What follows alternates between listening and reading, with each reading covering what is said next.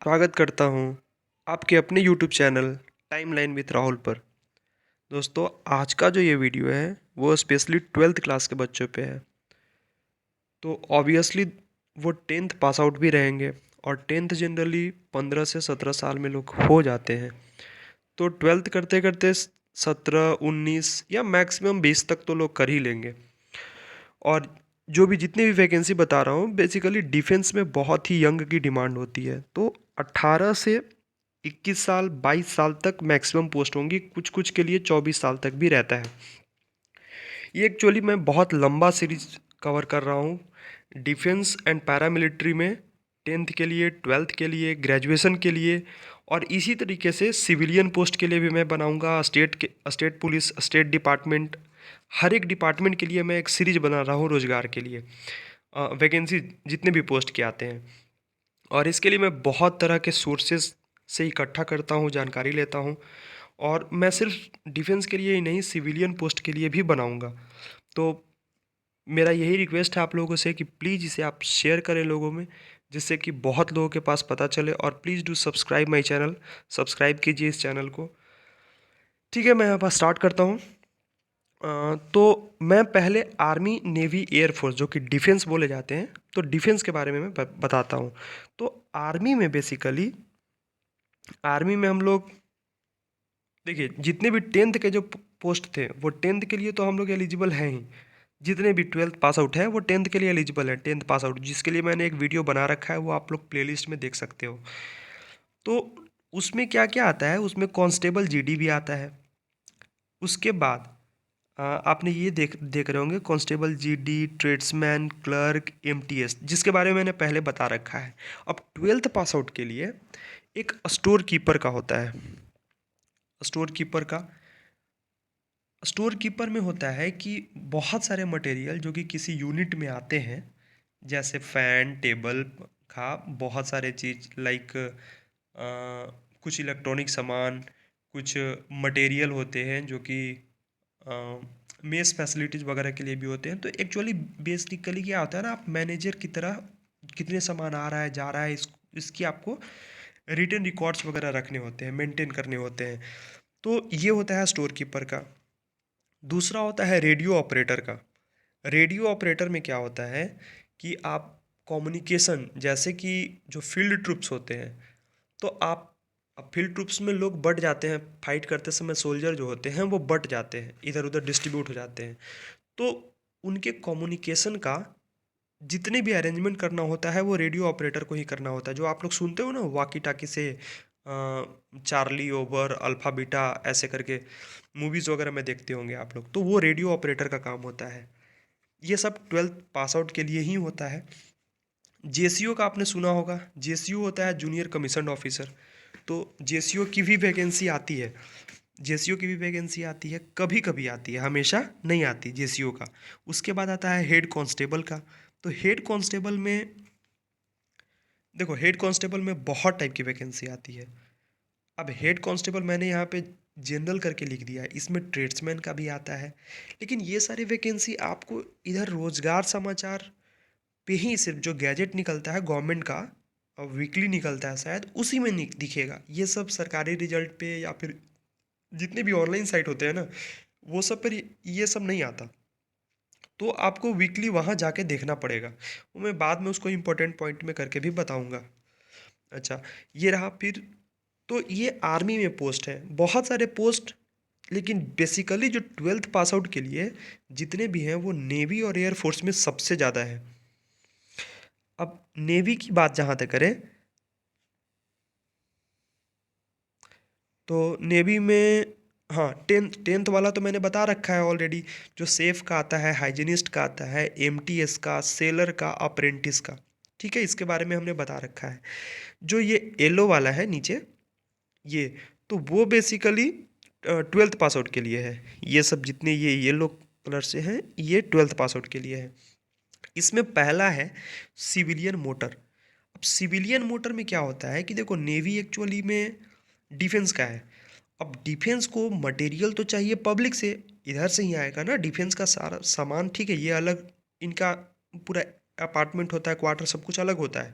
लेकिन जो civilian side में जो ड्राइवर जाते हैं कुछ सामान उमान लाने के लिए, तो इसलिए उन्हें सिविलियन मोटर बोला जाता है, उसकी वैकेंसी भी आती है। और बेसिकली ये 10th पास आउट भी होता है, कभी कभी 12th पास आउट भी होता है।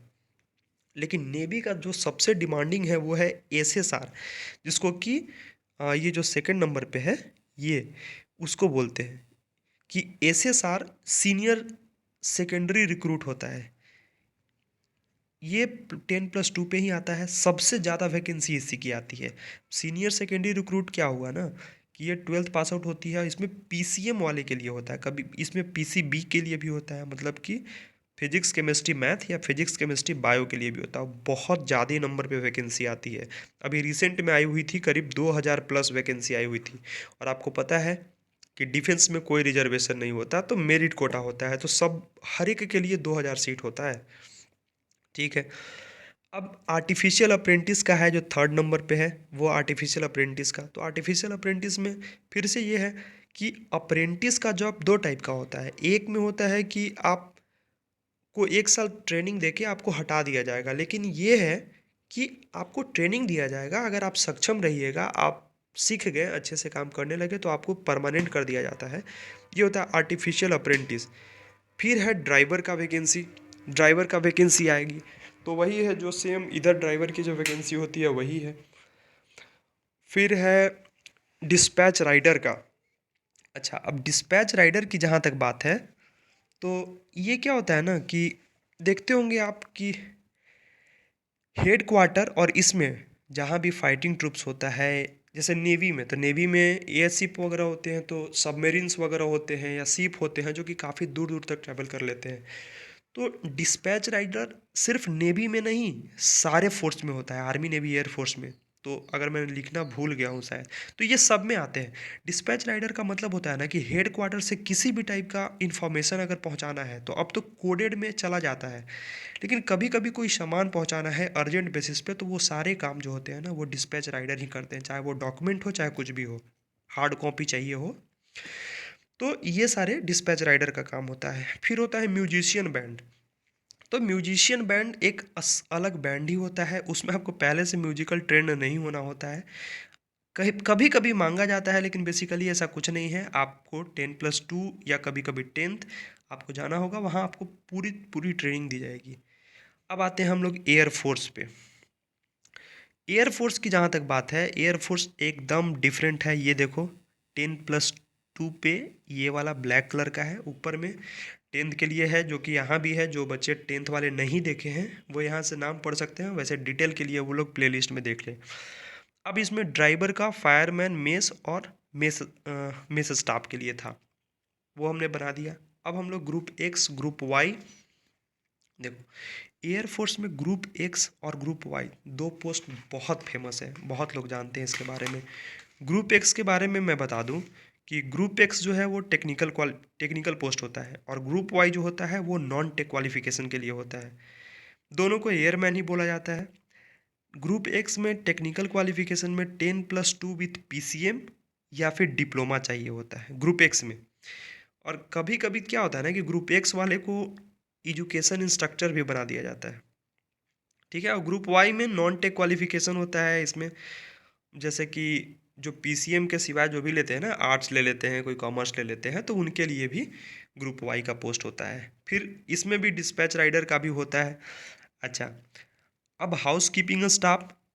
कीपिंग स्टाफ में आप समझ रहे होंगे कि वही जैसे स्टोर कीपर है, तो उसी टाइप से जो पूरे कॉलोनी बनी होती है उसको देख रेख के लिए एक तरह से ये भी मैनेजरियल पोस्टिंग होता है। ट्रांसपोर्ट ड्राइवर आप समझ रहे होंगे, जो भी सामान उमान जो सिविलियन साइड से डिफेंस साइड में जो आता है क्वार्टर और उनके अति में, तो वो ट्रांसपोर्ट ड्राइवर हो गए।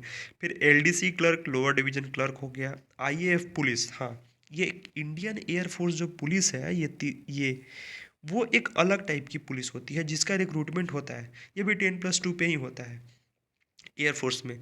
फिर म्यूजिशियन बैंड होता है। देखो, आइए पुलिस एंड सिक्योरिटी, ये क्या होता है ना कि एयरफोर्स को भी अपना सब कुछ मेंटेन करने के लिए इन्हें भी पुलिस की ज़रूरत होती है, फोर्स की, तो उसके लिए ये लोग रिक्रूट करते हैं। Musician band, same musician band जैसे मैंने पहले ही बताया। फिर ऑटोमोबाइल टेक्नीशियन, देखो हाँ, ऑटोमोबाइल टेक्नीशियन ये क्या है कि देख इसमें हो सकता है कभी कभी आईटीआई डिमांड कर दिया जाता है, तो इसमें फीटर वाला आईटीआई चल जाएगा। फिर टेक एंड नॉन टेक के लिए भी अलग से आते हैं कुछ कुछ पोस्ट। अब हम लोग आगे आते हैं पैरामिलिट्री फोर्सेस में। देखो पैरामिलिट्री फोर्सेस में ये तो बीएसएफ हो गया और ये सीआरपीएफ हो गया। बीएसएफ सीआरपीएफ, बीएसएफ में हेड कांस्टेबल आप समझ रहे हो, कांस्टेबलों का हेड होता है, जैसे 4-5 कांस्टेबल है वहाँ हेड बना दिया गया, वो हेड कांस्टेबल हो गया। डिफेंस और पैरामिलिट्री फोर्सेस में मोटा मोटी डिफरेंस मैं बता देता हूँ, मैं वैसे अलग वीडियो बनाने वाला हूँ। पैरामिलिट्री फोर्सेस वो होते हैं, वो सेंट्रल और स्टेट दोनों जगह काम करते हैं, मतलब अंदर भी और कभी कभी बॉर्डर पे भी। और डिफेंस जो होता है वो सिर्फ बॉर्डर पे ही काम करता है, बहुत अर्जेंट होता है तब सेना को अंदर बुलाया जाता है। तो ये बेसिकली डिफरेंस है। तो इसलिए इसमें हेड कांस्टेबल होता है। अच्छा, दूसरा होता है कांस्टेबल ट्रेड्समैन। ट्रेड्समैन का मतलब होता है बहुत सारे डिपार्टमेंट आता है, जैसे बार्बर मतलब नौआ, खोजी, कारपेंटर, माली। कारपेंटर मतलब बढ़ई होता है, माली जो बगान वगैरह ये सब। तो ये सब एक्चुअली 10th 12th का मिक्स्ड है। इसमें इसमें मैं अलग से नहीं मैं बना पाया, लेकिन 10th 12th इसमें मिक्स है। लेकिन एज ग्रुप वही है, आपको 21 22 23 के अंदर में ही आपको होना पड़ेगा, तब आप इसके लिए एलिजिबल होंगे। ठीक है। अब तीसरे नंबर पे सिविलियन ड्राइवर है, सेम जो ऊपर का पोस्ट है मैंने एक्सप्लेन सब कुछ कर रखा है, वही ड्राइवर। फिर एलडीसी क्लर्क, रेडियो ऑपरेटर, वही रेडियो ऑपरेटर जो कम्युनिकेशन का वाकी टाकी ये सब का ख्याल रखता है। और टेक्नीशियन जो है, सो इसके लिए फिर से आपको आईटीआई का सर्टिफिकेट होना चाहिए।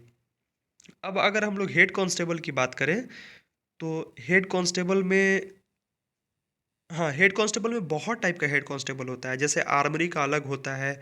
देखो जहाँ भी कांस्टेबल होंगे, जैसे जितने टाइप का होता है, कोई फाइटिंग ट्रॉप्स होता है, कोई सप्लाई ट्रॉप्स होता है, जैसे कि कोई लड़ रहा है, अब कोई उसको मटेरियल पहुँचाएगा, कोई टेक्निकली उसको सपोर्ट कर रहा है। देखो बोलने के लिए तो सब कुछ सिपाही ही बोले जाते हैं, कांस्टेबल ही बोले जाते हैं, अब उसी में 4-5 के बाद में हेड बना दिया गया, तो इसलिए हेड कांस्टेबल बहुत टाइप के होते हैं। अब है ये एएसआई स्टेनो, जो कि सीआरपीएफ में आता है कभी कभी। ये बेसिकली सीपीओ के थ्रू आता था।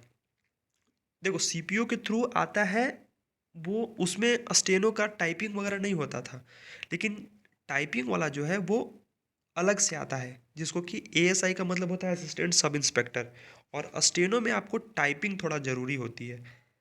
फिर वही ट्रेड्समैन हो गया, ट्रेड्समैन 10+2 पे भी आता है, जिसमें कि बहुत सारे आपको कैटेगरी होता है। ये सब बार्बर खोजी कारपेंटर नहीं होते हैं, कुछ और भी कैटेगरी होते हैं। MTS staff, multitasking staff, mess staff है। फिर कैंप केयरर। देखिए क्या होता है ना कि सीआरपीएफ का आप जानते हैं कि हर जगह कैंप लगा होता है, वो लोग को थोड़ा अलग रहना पड़ता है, ऑपरेशन करना होता है। तो कैंप केयरर का काम क्या होता है ना कि वो लोग कैंप का मैनेजमेंट करते हैं। किसी भी टाइप की कमी हो, कुछ भी हो, तो वो अपना उसको मैनेज करने के लिए कैंप केयरर लगाया जाता है। अब हम लोग आते हैं पैरामिलिट्री फोर्सेस में म्यूजिकल बैंड। देखो ये हम लोग सीआईएसएफ है, ये सीआईएसएफ है, सीआईएसएफ का स्पेशली ये है। और ये दोनों जो है, ये जो लोगो है ना वो आईटीबीपी का है, और ये वाला एसएसबी का है। आईटीबीपी होता है Indo Tibetan border police force, जो कि इंडिया और चाइना या इंडिया या भूटान ये दोनों के बीच में होता है। एसएसबी जो होता है ना, वो होता है सशस्त्र सीमा बल। वो सशस्त्र सीमा बल होता है इंडिया और नेपाल के बॉर्डर पे होता है। और सीआईएसएफ हो गया सेंट्रल इंडस्ट्रियल सिक्योरिटी फोर्सेस हो गया। तो ये हो गया। अच्छा मैंने सीआरपीएफ पे नहीं बताया, तो सीआरपी होता है reserve police force, central reserve police force, वो नक्सलाइट वगैरह से डील करता है। सीआईएसएफ हो गया कि मेट्रो एयरपोर्ट ये सब को डील करते हैं। आईटीबीपी मैंने बता दिया, एसएसबी बता दिया। अब ये जो है, ये इनके ये दोनों का मिक्स है, मतलब आईटीबीपी और एसएसबी दोनों का मिक्स है इसमें, क्योंकि स्पेशली मिल नहीं पा रहा था बहुत ज़्यादा डिटेल में। चलो ठीक है। अब जो इसमें देखो फिर से म्यूजिकल बैंड, सीआईएसएफ का भी म्यूजिकल बैंड होता है। कांस्टेबल फायर, इसमें क्या होता है कि 10th पे भी और 12th पे भी, 12th बेसिकली इसमें सीआईएसएफ पे 12th पे चाहिए, प्लस में आपके पास एक डिप्लोमा का कोर्स होना चाहिए फायर में। कभी कभी 2 महीने 3 महीने का कुछ एक सर्टिफिकेट होता है फायर का, वो भी इसमें चलता है। इसमें भी हेड कांस्टेबल की वैकेंसी आती है। फिर आती है असिस्टेंस S1। अब असिस्टेंस S1 के लिए हाँ, तो इसमें एक असिस्टेंस मतलब सहायक होता है, तो सहायक S1 करके एक कैटेगरी आती है, इसकी भी वैकेंसी आती है। पंप ऑपरेटर का आता है, जो पानी चलाया जाता है बनाने, उसी में टेक्नीशियन मैकेनिक सब इसी में आते हैं, पंप ऑपरेटर का ही। मोटर ड्राइवर आएंगे, तो ये सब tenth tenth tenth plus two दोनों के लिए मिक्स्ड है इसमें। अच्छा, अब हम लोग बात करेंगे हेड कांस्टेबल के बारे में। देखो, सॉरी, एसएसबी और सीआईएस आईटीबीपी में हेड कांस्टेबल के बारे में। देखो, ये हो गया। फिर से हेड कांस्टेबल का मतलब सिर्फ हेड कांस्टेबल नहीं होता, हेड कांस्टेबल सारे डिपार्टमेंट में होते हैं। एएसआई स्टेनो इसमें भी होता है, assistant sub inspector steno. Steno मतलब होता है ना कि किसी भी चीज को टाइप में भेजने के लिए क्या होगा कि उसे कोई तो रखना पड़ेगा ना टाइपिंग के लिए। तो वो बेसिकली जो पोस्ट होता है ना, वो असिस्टेंट सब इंस्पेक्टर का होता है, लेवल 5 का होता है। तो इसमें भी एसएसबी में ये एएसआई का पोस्ट होता है स्टेनो का। ट्रेड्समैन हो गया, ट्रेड्समैन फिर से बहुत कैटेगरी होते हैं। ट्रेड्समैन के अंदर में एलडीसी क्लर्क होता है, एमटीएस स्टाफ होता है, सब पोस्ट ऑफ बीएसएफ। देखो, ये मैंने लिख दिया क्योंकि देखो, आप बार बार मैं रिपीट कर रहा हूँ चीज़ों को, बहुत सारे कॉमन है, क्योंकि फोर्सेस तो सेम ही है ना, थोड़ी बहुत चेंजेज है। तो बहुत सारे पोस्ट हैं जो सब कॉमन है। देखो, इसमें भी मैंने लिख दिया सम पोस्ट ऑफ बीएसएफ, यानी कि बीएसएफ का पोस्ट इसमें भी है। अब रही बात कि कुछ कुछ और होते हैं सेंट्रल गवर्नमेंट के फोर्सेज, या बहुत सारी एजेंसियां होती है इंडियन गवर्नमेंट की, सेंट्रल फोर्स की। मैं स्टेट का ये सब का बाद में बनाऊंगा।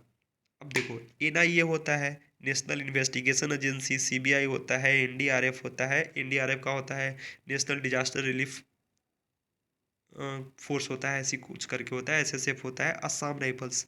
अब देखो, ये असम राइफल्स है, वो असम राइफल्स मैंने इसमें से आर्मी का है, यंग असम राइफल्स या अदर रेजिमेंट।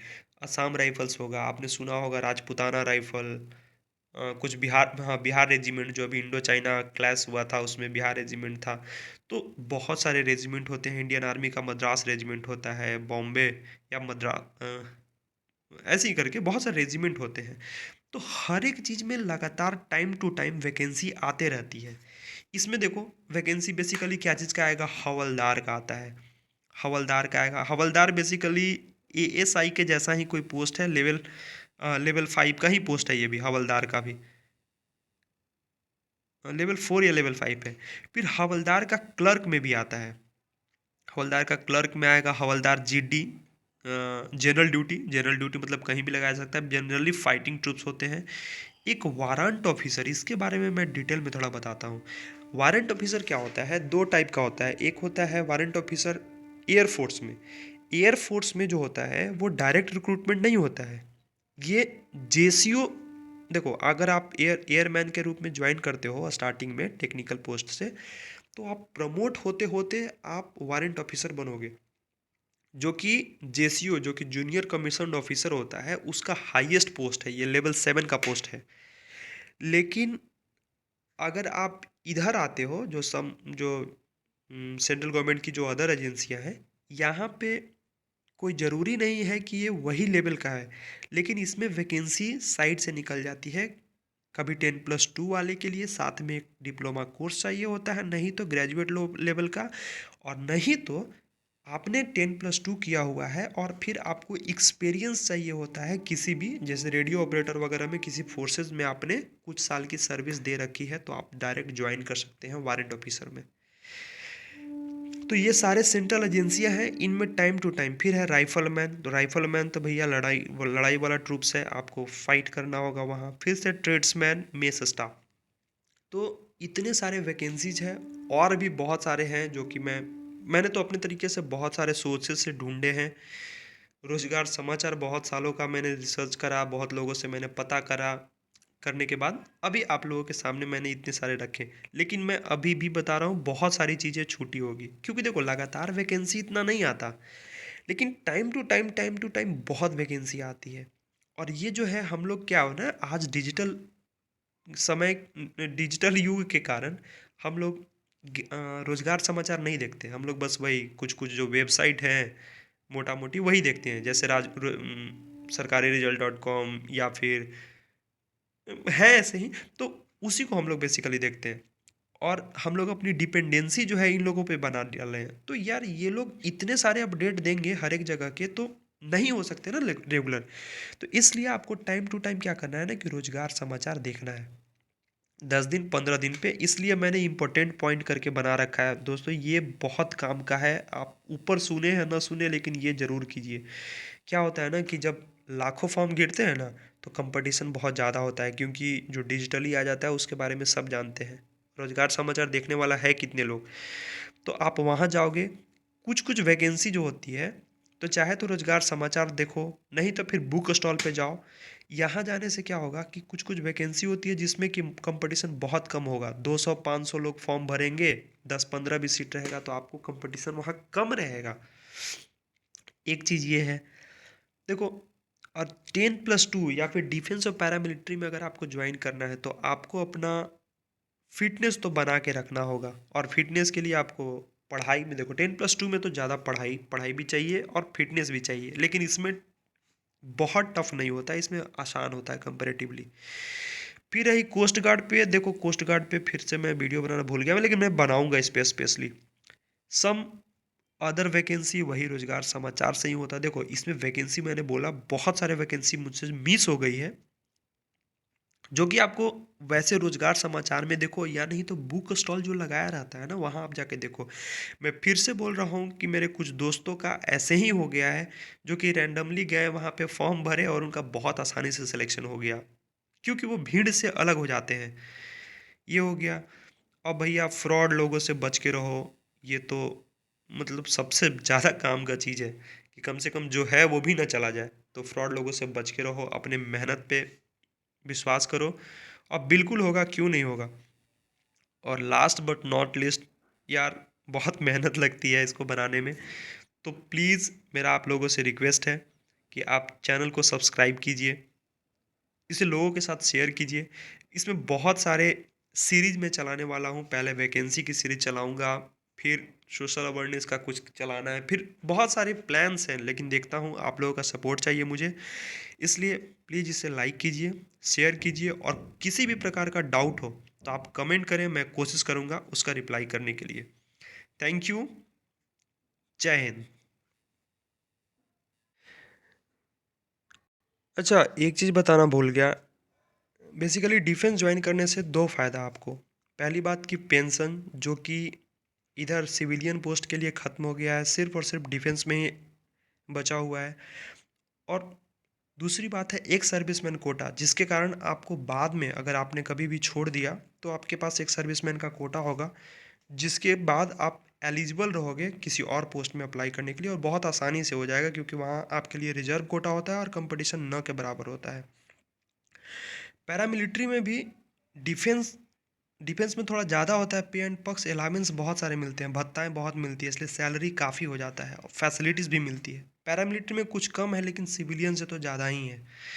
तो दोनों बहुत अच्छे हैं, रिस्पेक्ट भी सोसाइटी में काफ़ी है। और स्पेशली मैं फ़ीमेल के लिए भी रिक्वेस्ट करता हूँ, फीमेल आगे आएँ, बहुत सही है, कोई डिस्क्रिमिनेशन नहीं होता है, और लड़कियां बहुत आगे निकल रही हैं, और फोर्सेस भी ज्वाइन कर रही हैं। और अगर कुछ लोगों एनसीसी अगर आपने ज्वाइन कर रखा है, एनसीसी की सर्टिफिकेट आपने ले रखी है, तो आपको इसमें बेनिफिट मिलेगा। जैसे डिफेंस की बहाली में क्या होती है, आर्मी आर्मी वगैरह की बहाली में आप रिटेन से बच जाओगे, अगर आपने डिफेंस एनसीसी का बी या सी सर्टिफिकेट ले रखा है। सी तो ग्रेजुएशन पे मिलता है, लेकिन ए एंड बी अगर ले रखे हैं, जिसमें अगर अल्फ़ा ग्रेड है आपका, तो आपको बहुत ही बेनिफिट मिलेगा। होप आपने बहुत कुछ सीखा होगा इस वीडियो से। Thank you.